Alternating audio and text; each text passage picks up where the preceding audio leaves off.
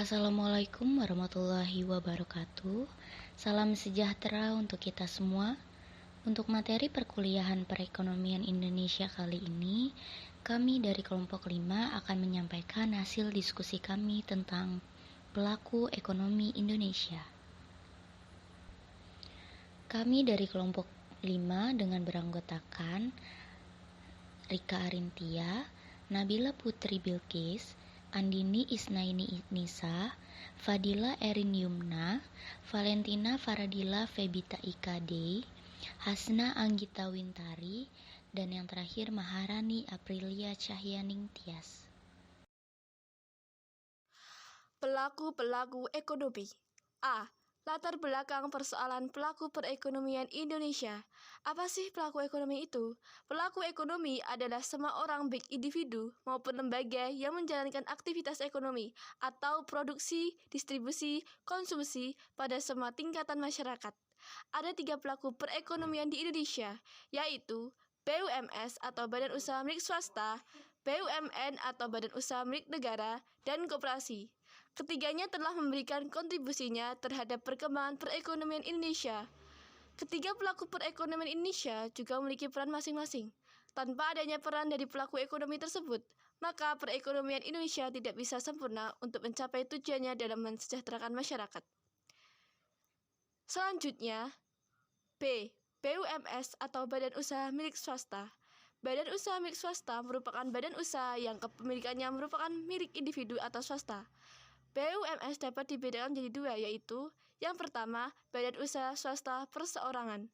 Ciri-ciri badan usaha perusahaan swasta perseorangan yaitu kepemilikan perusahaan merupakan milik satu orang, kekuasaan tinggi berada di tangan pemilik perusahaan, kemajuan atau kemunduran perusahaan bergantung pada kebijakan perseorangan, resiko laba atau rugi ditanggung oleh pemilik perusahaan. Yang kedua, badan usaha swasta persekutuan. Ciri-cirinya yaitu pemilik perusahaan bisa 2 orang atau lebih, kekuasaan tertinggi berdasarkan kesepakatan persekutuan, kemajuan atau kemunduran perusahaan tergantung pada kinerja persekutuan, dan yang terakhir ditunjukkan untuk mencapai keuntungan bersama. Adapun kerugian perusahaan ditanggung bersama. Badan usaha milik swasta dapat dibagi menjadi beberapa bentuk, yaitu 1. Perusahaan perseorangan. Ciri-ciri perusahaan perseorangan adalah A. Merupakan milik perseorangan. B. Pemilik bebas mengatur dan membuat kebijakan pada perusahaannya. C. Modal berasal dari pemilik. D. Pemilik perusahaan bertanggung jawab atas keberlangsungan perusahaannya. 2. Perusahaan persekutuan. Perusahaan persekutuan dapat dibagi menjadi 2 bentuk, antara lain 1. Firma. Ciri-cirinya adalah A. Didirikan beberapa orang dengan nama bersama. B. Pengaturan dan kebijakan harus mempertimbangkan kepentingan para pemilik. 2. Persekutuan komoditer atau CV. Ciri-cirinya adalah A. Didirikan oleh beberapa orang yang terdiri dari sekutu aktif dan sekutu pasif. Sekutu aktif adalah orang atau kelompok yang mengelola usaha, sedangkan sekutu pasif yaitu orang yang menyediakan modal bagi perusahaannya tetapi tidak turut mengelola perusahaan tersebut. B. Terdapat pemisahan tanggung jawab antara sekutu aktif dan sekutu pasif. 3. Perseroan terbatas. Ciri-ciri dari PT yaitu A. Modal dan ukuran perusahaan besar. B. Kewajiban terbatas pada modal tanpa melibatkan harta pribadi. C. Keberlangsungan perusahaan berada pada tangan pemilik saham. D. Pemimpin tidak harus memiliki bagian saham. E. Dalam PT, kepemilikan perusahaan dapat dengan mudah untuk berpindah tangan. F. Keuntungan dibagi kepada pemilik saham dalam bentuk dividen. G. Pajak berganda pada pajak penghasil atau PPh dan pajak dividen. C. Badan Usaha Milik Negara atau BUMN. BUMN adalah badan usaha yang seluruh atau sebagian besar modalnya dimiliki oleh negara melalui penyertaan secara langsung yang berasal dari kekayaan negara yang dipisahkan. 1. Tujuan BUMN. Berdasarkan Undang-Undang Republik Indonesia Nomor 19 Tahun 2003 mengenai Badan Usaha Milik Negara, dijelaskan melalui Pasal 2 bahwa BUMN memiliki maksud dan tujuan berupa 1.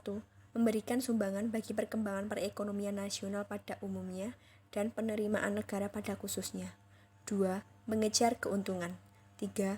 menyelenggarakan kemanfaatan umum berupa penyediaan barang atau jasa yang bermutu tinggi dan memadai bagi pemenuhan hidup hajat orang banyak. 4. Menjadi perintis kegiatan-kegiatan usaha yang belum dapat dilaksanakan oleh sektor swasta dan koperasi. 5.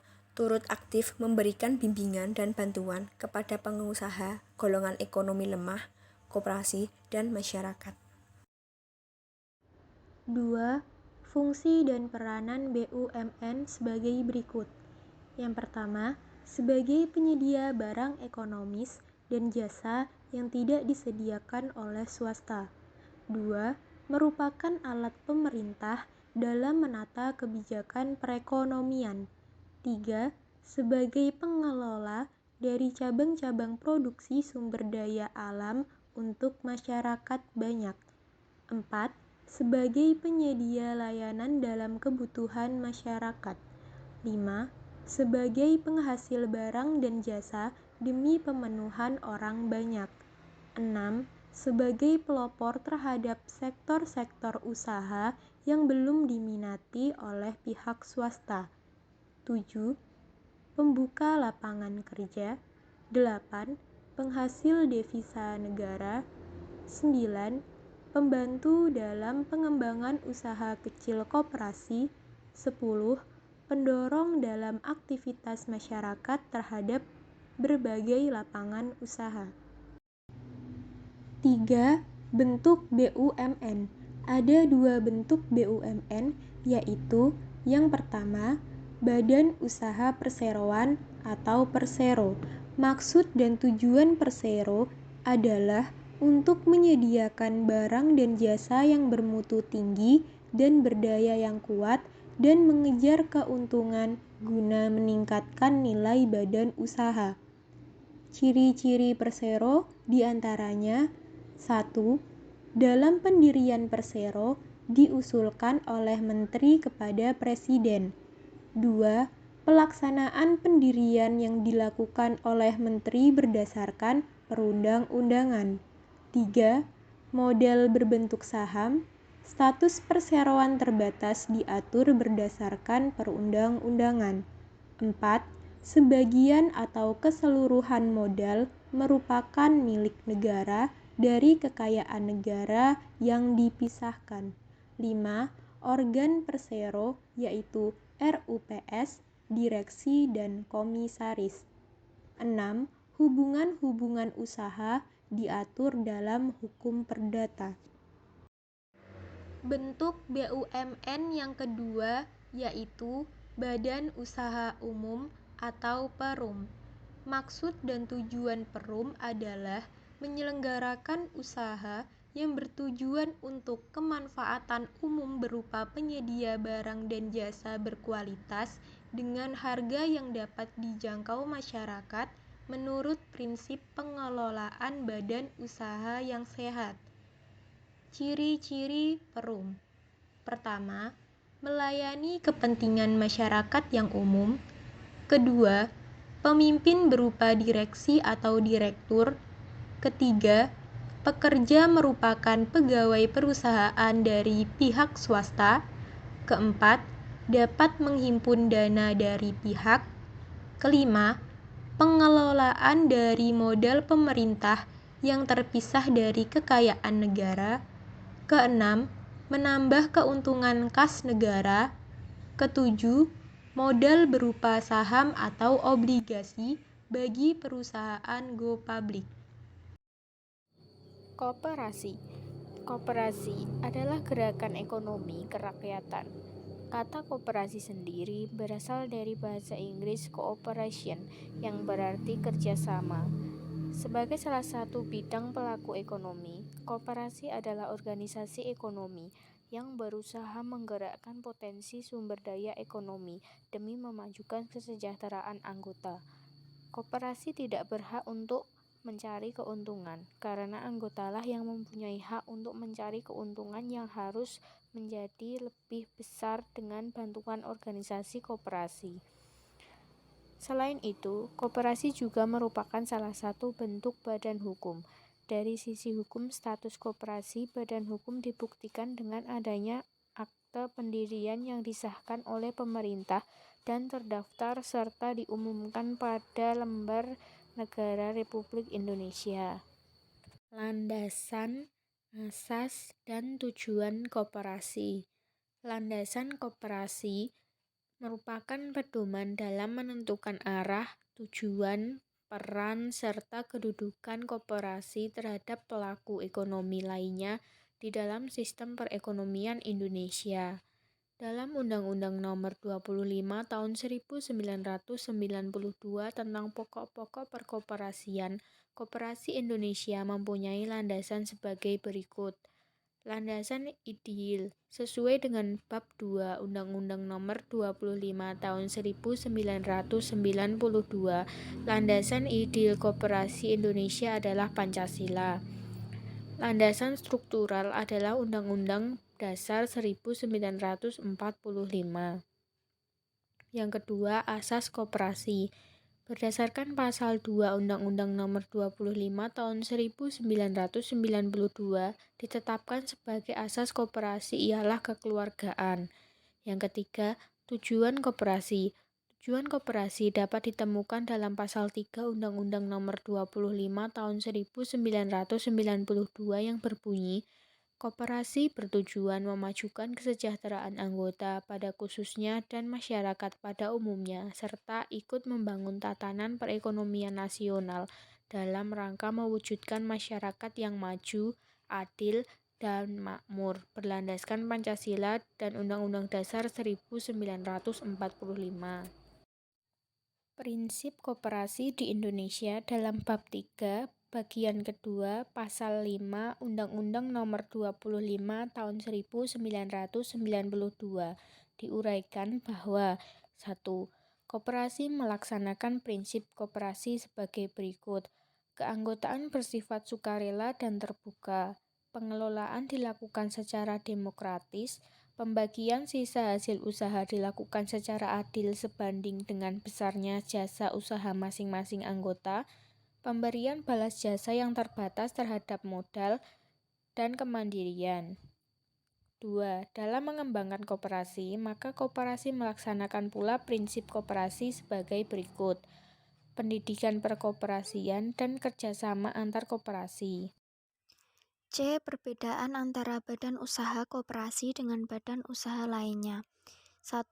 Dasar pendirian dan tujuan, yaitu koperasi memiliki dasar pendirian dan tujuan atas kesamaan cita-cita dan tujuan menjadi kesejahteraan bersama berdasarkan asas kekeluargaan dan gotong royong.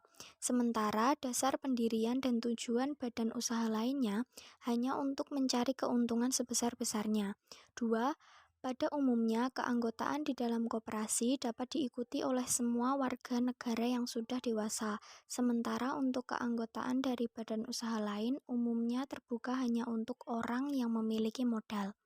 3. Sifat keanggotaan koperasi bersifat sukarela dan tidak bisa diwakilkan.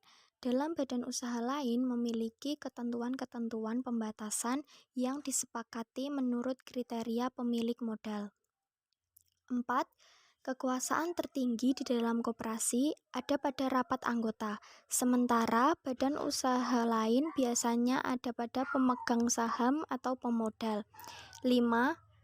Hak suara dalam rapat adalah suatu anggota dalam sebuah koperasi memiliki satu suara yang tidak dapat diwakilkan oleh orang lain.